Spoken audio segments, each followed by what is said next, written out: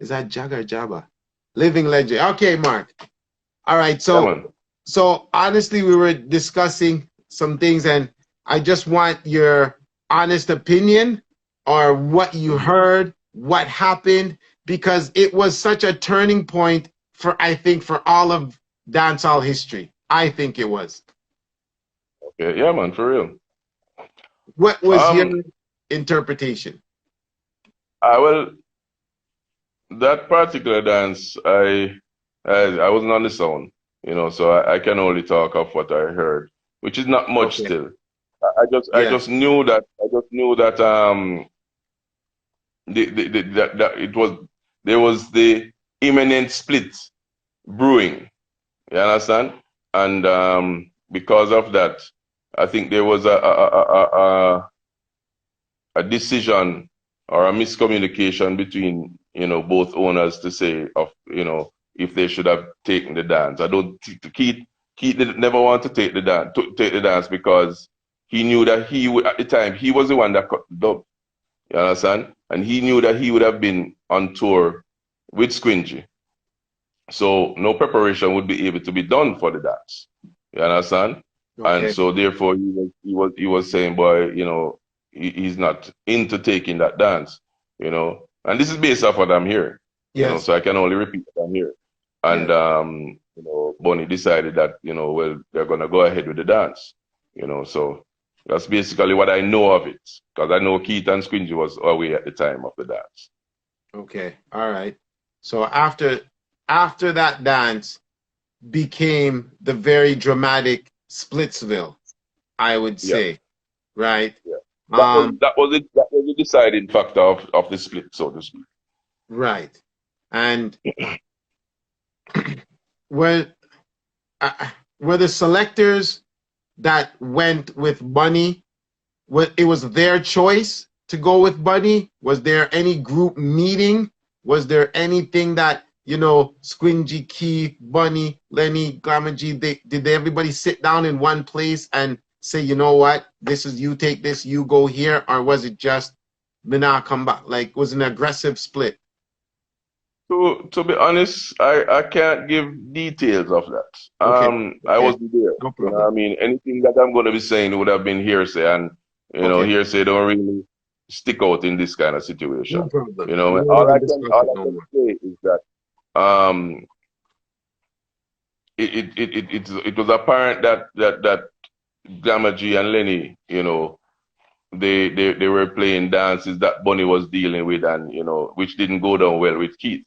Okay. So at the end of the All day, right. it's like, that's what basically caused the whole breakup of the Glamour J and Lenny for the sound and everything. Okay. To what I understand. No As I say, I problem. was not there. No I don't want problem. to quote that. This is Yeah. how it is.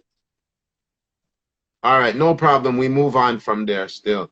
Um, you know, when there was an episode where Squingy went up to the box, went on the box and fell down. Was that the Mobe? Yeah, it was actually on the scaffolding. Yeah, so it's World Clash 2007. Yes. And Mhm. what were you think, like, what was the immediate response, and how, what was like? Well, the thing is, it's just stubborn, squidgy stubborn, because we knew that he wasn't 100%. You know what I mean? And when he said, when he walked over to the scaffolding, he looked back at me, and I was shaking my head. I said, no, no bother with that tonight. You understand? And he just decided that he's going to do it. You understand? But what actually happened? It's not like he went up and he slipped or anything to fall. What had happened is that he went up, and the scaffoldings, that's where the lightings for the whole place and everything is on, right? And apparently there was some raw wire that was there.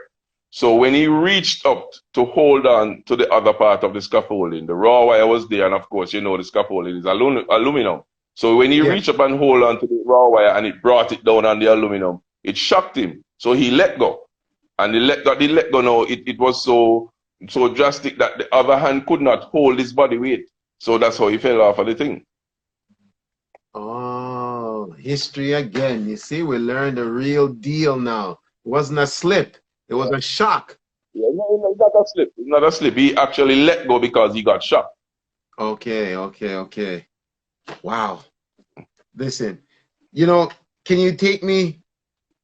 I want to go to a dance that you know, Bass Odyssey lost. I Mm-hmm. know it's different because it's always about winning, but can you take me to a dance that you know, Bass Odyssey, we lost that dance? How old about else we lose, man? Only, But the funny thing about the dances that we lost is that the problem that Bass Odyssey had, right? Not yeah, really a problem, but the thing with Bass Odyssey is that because we were so dominant with new tunes, we yeah, were lacking with foundation tunes. And you know, most clashes those days, no matter what's going on, it's going to go to a tune for tune, right? So we right, would have led a lot of dances from start to finish. I mean, have the dance on fire from start to finish and then lose in the tune for tune. You understand? So we oh, lost a couple dances that way. But the difference with the whole thing is that our dominant performance was so, you know, so different. oh, he froze up. Oh, he froze. Okay, no disrespect. I'm just gonna try boot him out to see. I'm just gonna boot it. I hope he restarts his and stuff like that. Wow. And this is I think this is amazing, man. I think this is so cool, you know. Thing. Mighty Crown, yo, yeah, probably a call coming in. I think this is so amazing. Big shout outs to Smash 49, who's always here. QMC if you're here, right? DJ Banks. So that was we found out Bass Odyssey's weakness. The only weakness I think they probably had. Um, his tune for tune. Sample King is here.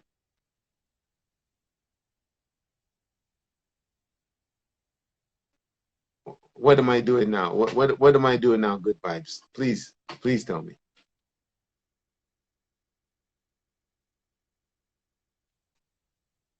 I'll ask him. DJ Genius, how you Worm was here? All right, big shout outs to Worm. I think this is just Billy is here. Nastra, big up yourself. All right, here's Mark.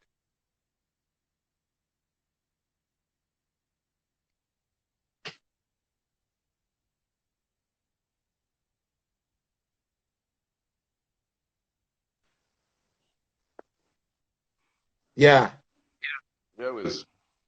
yeah. So you're saying that basically, it would you consider your weakness was only the tune for tune?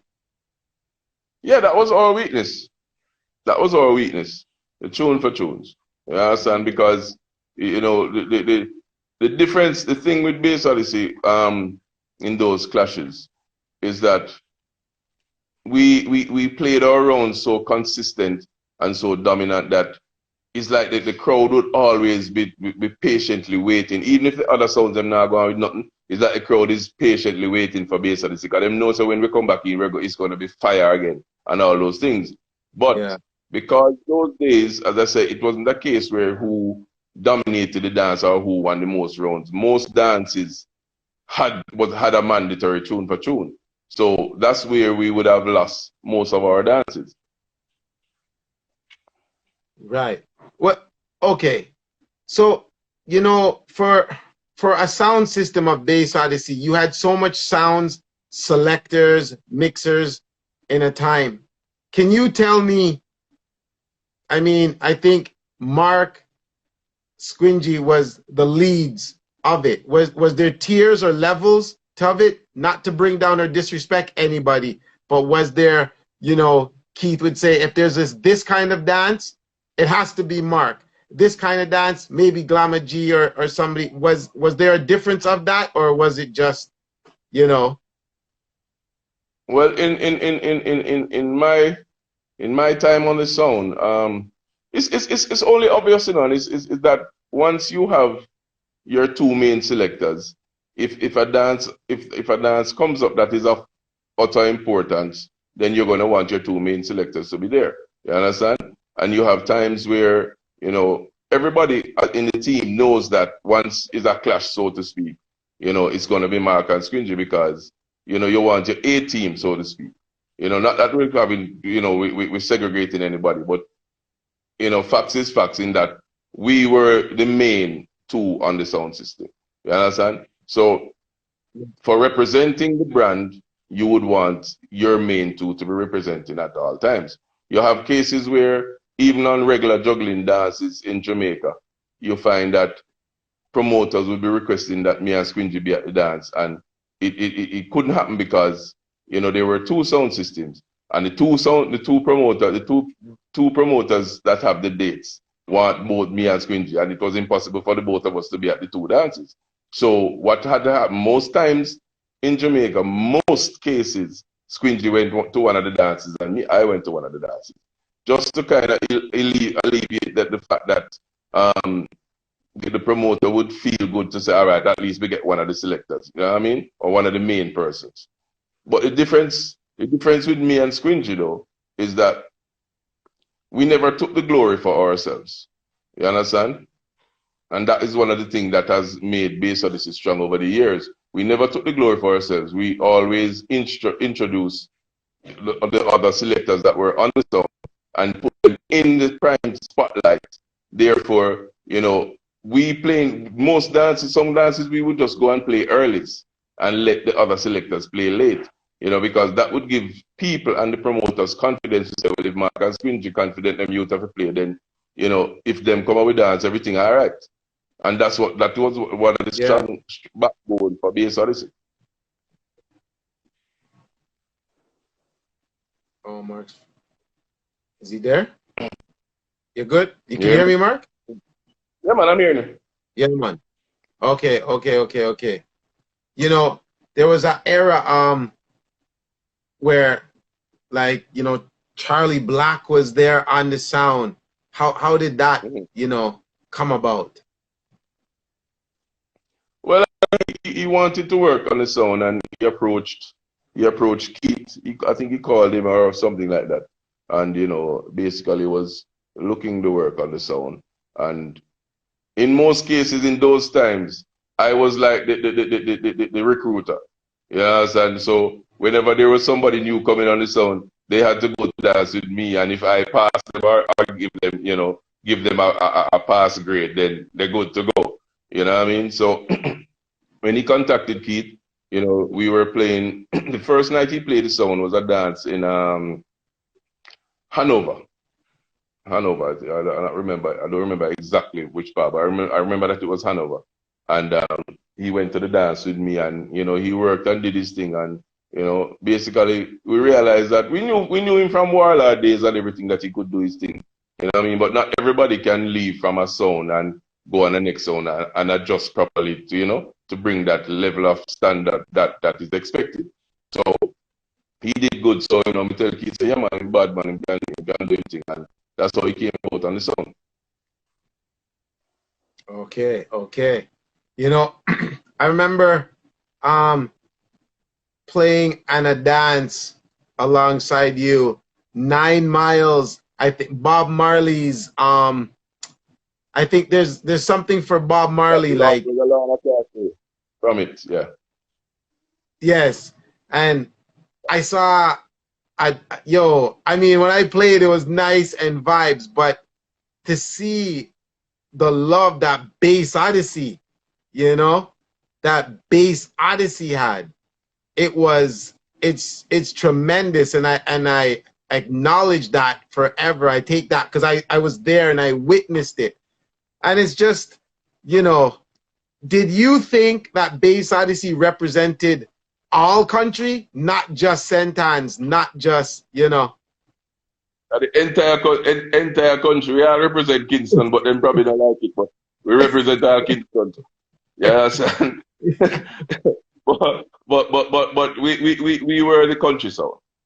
I mean, Right. because as I said, as what Squingy would say, is 13 country and one town. So we had the Yes. 13 country to represent. You know what I mean? Yeah. Yes. Just for clarification, I don't want to get it. Just for clarification, there's a lot of people asking questions about, was Lenny the lead MC or whatever, but I don't think you were positioned on the sound in that era of time. No, no, I wasn't there when Lenny was there. Yeah, Right. so, So that's why I don't want to, that's why I keep telling people we don't really ask about those questions because he wasn't there at the time. So I just wanted to no, no, clarify that. I just wanted to yeah. clarify that for people, right? So, you know, Base Odyssey is a thing. Why did it's a moving force? You have Mark Movements now. Are you not Yeah. still in any association with Base Odyssey, although you have your own sound now? Unfortunately, no. There has been what you could term as somewhat a bad vibes, where I'm doing my thing, they're doing their thing, and it's like, they're not playing with my sound, and basically that's just it. We don't communicate. You have one and two on the sound that will link me and out of respect and everything, and we talk and everything, cause I mean I care feelings. I mean, I have no time for that. I mean, I'm focused Okay. on building my brand.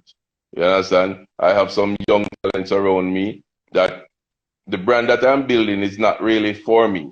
You understand? Because I've been there, done that all over the world. I'm trying to get expose these talents so they can go and experience what I've experienced, try to achieve what I have achieved, so to speak. Right.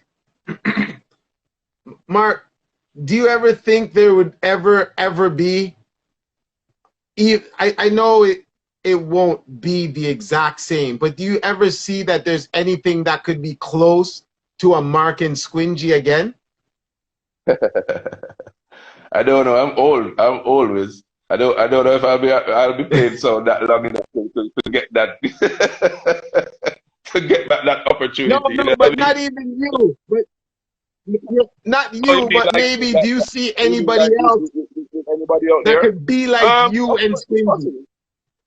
It's possible. It's possible. There's a lot of good selectors out there and MCs. You know what I mean? Is once a person is determined to achieve and reach greatness, they can. You get what I'm saying? You just have to put in the work, and be dedicated. The problem with a lot of young selectors that have the talent, that have the potential to reach to those levels is that they're not really doing it for the love.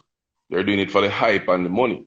So because of that, if they are on a sound and once something slows down and it don't look like it'll go on, they've gone to jump ship because this now bring the popularity and the fame that what they want.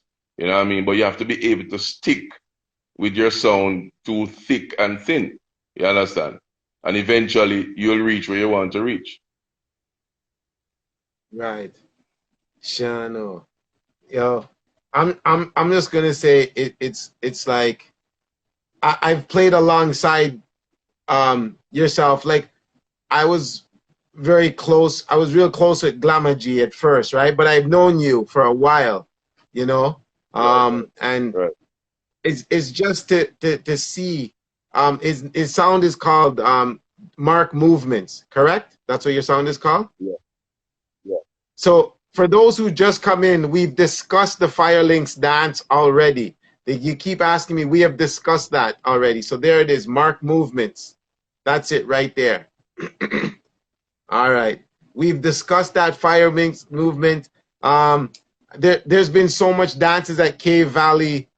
I don't know, like I'm trying to ask him about some things. Like I said, Mark Trend, Snapchat. We discussed the Base Odyssey Firelinks dance already. We've discussed that. You should have jumped on the live right away. You got to be on the live right away. You see the new, and now you're not really in conjunction with Base Odyssey because you say there's bad vibes. Is that with you and Keith or you and the selectors? Um, everybody. Oh, Basically, it's like we just don't link. We just don't link. It's not a case where it's a bad vibe to the point where, if we see each other, it's like screw face and all them something. No, we just I do my thing, they do their thing. We pass each other. We just go about our business and don't see each other. Basically, I mean, it's okay, sad to okay. it's a sad reality that it's that point, but I mean, life goes on. Yeah. Listen, Mark, I've taken up your time in the night. I appreciate everything that you've done. Um, you know, a lot of people want to hear about certain different little dances, but I'm telling them I've already discussed with you what we're going to talk about and what we've done, and we've done that. We've accomplished that. Um, our one question: you're cut. Of course, Mark Movements is cutting dubs for your sound, and you're building your team, correct? Full of dub, man. Full of dub. Me, I go bring my little creativity to my dubs and everything, because if it's one thing I know, I have a standard with cutting dubs from even bass Odyssey. Everybody, you see the songs that bass Odyssey have.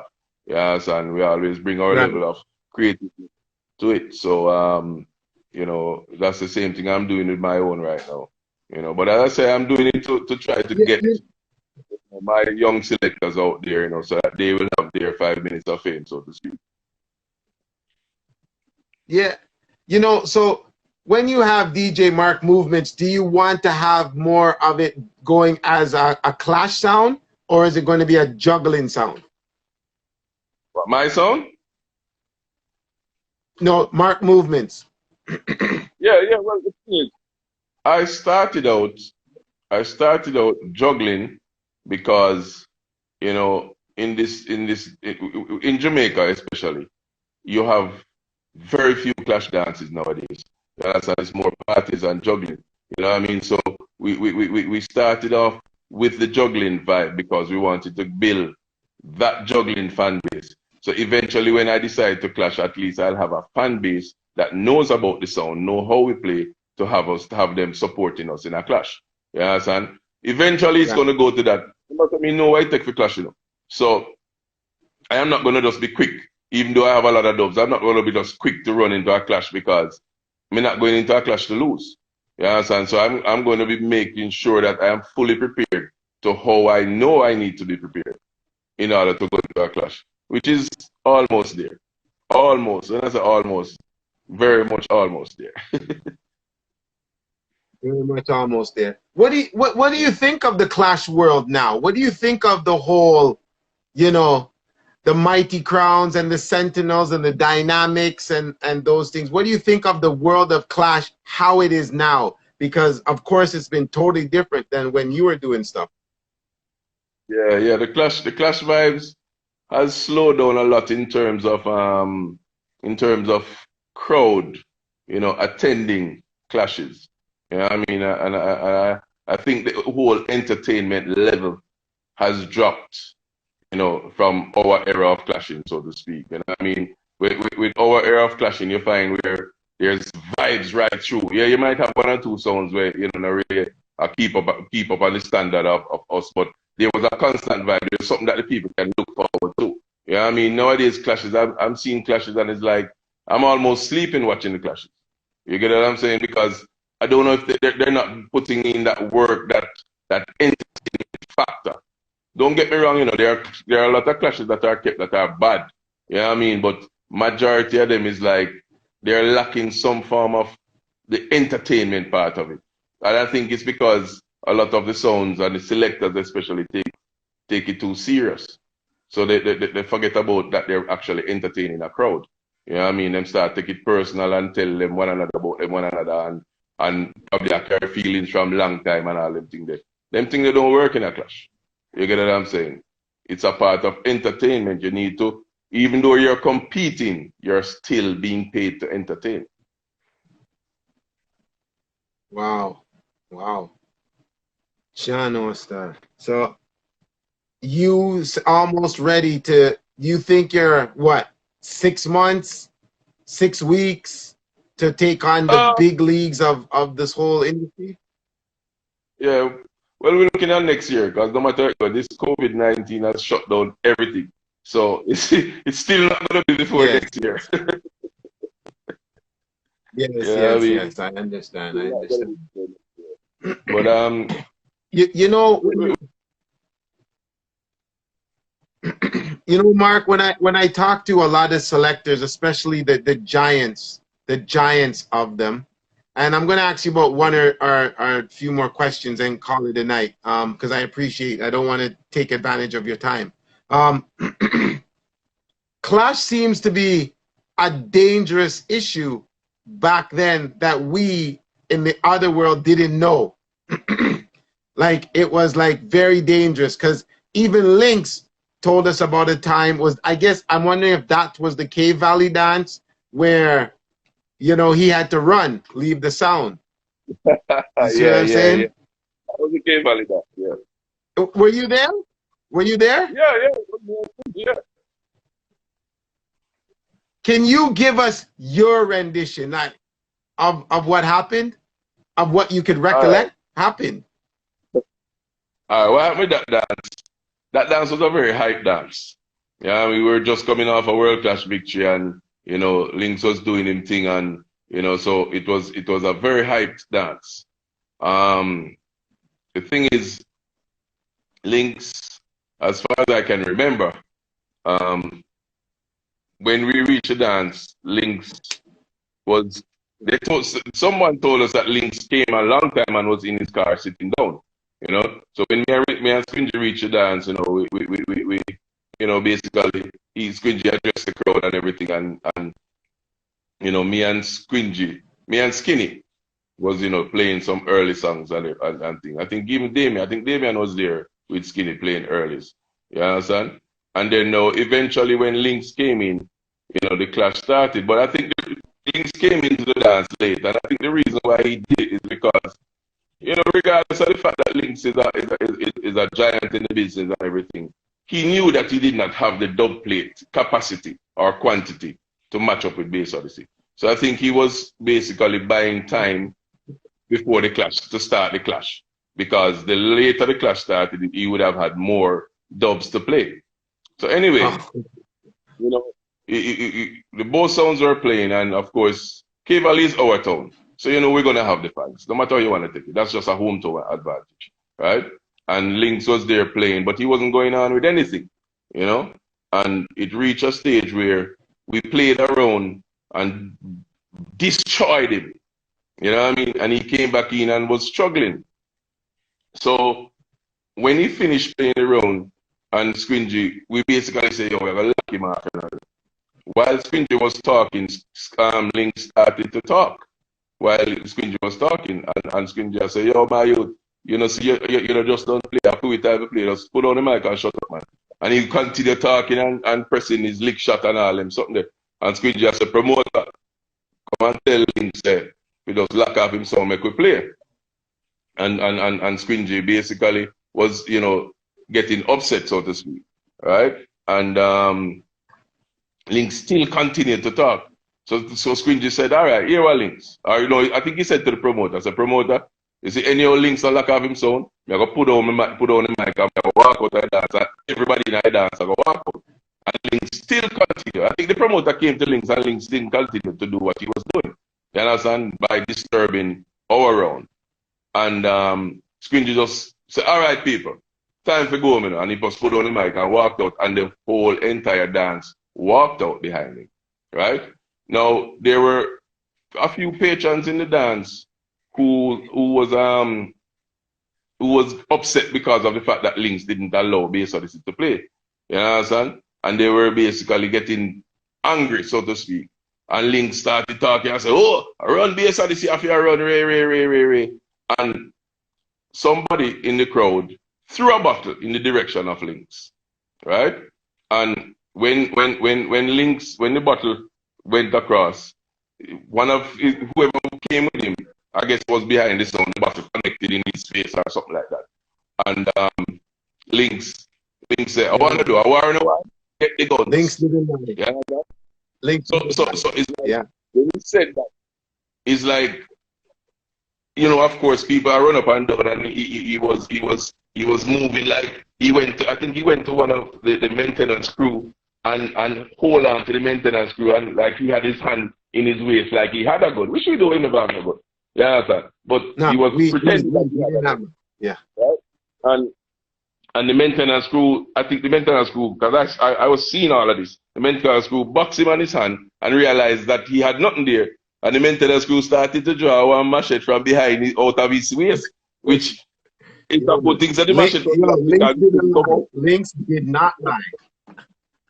Yeah, right? So when that happened and Lynx realized now, so yo, you know, he's one man against a lot of people now. He ran out of the dance. And in running out of the dance, Yeah. the gateway of the dance, rain had fall earlier the evening. The gateway of the dance, they had a board across the gateway. And he didn't see the board, and he bucked his foot on the board and dropped on his belly and slide a good little distance in the mud. You know what I mean? Because the momentum carried, he pitched him that way, and he got up and he ran. Because we didn't even see when he was running in. And the funny thing about it, you know, there were some people that came. There were some people that came over the sound with like a 2 before board to try to mash up his thing, you know. And it was me and Keith that went around his sound and stood up and said, yo, no can't mash up the man's sound. You understand? Because they wanted to mash up the sound because we mash up the dance and whatever. And we said, no, we can't do that at all because we don't want it to look like we were instigating a war to mash up him things. You get what I say? So Yeah. Yeah. that's exactly what happened. And him leave the dance. We don't even know what time he come back. Because by the time he come back, me ask him to the gone, or he well, me the gone. You know? Yeah. Yeah, The no. people were so Links upset. never lied. Well, I mean, him shouldn't have a reason to lie because it's not like it No, never happened like no, that. no. He said it. Links didn't lie. Links didn't hold back nothing. But it's just great to hear the two sides of the stories from two great icons. Listen, my final question, because everybody wants me to keep everybody on the live, like the man them don't want to relax at them thing, but I don't want to do that. OD. I don't want to OD my time. I remember say me and the MC, so me no good at the talking. Yo, so what I'm going to do is just ask you, in your opinion, right? In your opinion, who do you think the top 5 selectors in your opinion are across the globe, or the top 5 that you faced? You have to determine, because you remember you have selectors and you have MCs, so you have to determine that part because selectors are different from MCs. Yeah, Can I say 5 MCs? 5 MCs then? Yeah. Well, definitely, you know, number 1 is going to be Squingy. You know, if not, but you know what I mean. He has proven all of his career, you know, that he is the dominant one. Of course, it's going to be the 5 that is known to everybody. You have Mataran, you have Lynx, you have Trooper, and you have Fire, and Panther. So that's basically it's where it is. Those MCs were responsible for taking the sound clash business from selectors, from DJs standing around sounds and DJing to actually entertaining, the MCs entertaining the clash. They replaced the DJs that used to burn sounds for DJ and clash and all them something. You understand? Those MCs are responsible for taking it to a different level in the sound clash business. And you have to give respect to them, no matter what. Yes.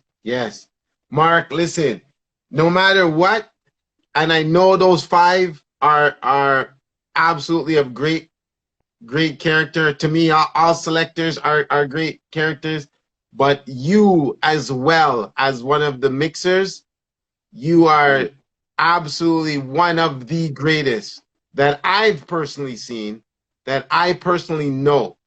And I just want to say maximum respect to you for everything that you've done, how you've taken a sound from the country and brought it to the whole world so that we can all love and we can all appreciate. and your dominance with you and Squingy and the rest of the team, absolutely fabulous. You know, people don't understand that I've been talking to you for almost 2 hours, and that's a long time for Mark to talk. And I don't want to Yeah, violate our definitely. friendship by overstepping my boundaries and stuff. I just want to say thank you. Thank you very much for what you've done in the business. And I appreciate you and I respect you to what Yeah, you've man, done. respect to that. And it's an honor for me to talk to you. It's an honor for me to talk to you. So thank you, Mark. Yeah, man, no Anything you want problem. to say? Anybody you want to big up Mark Movements?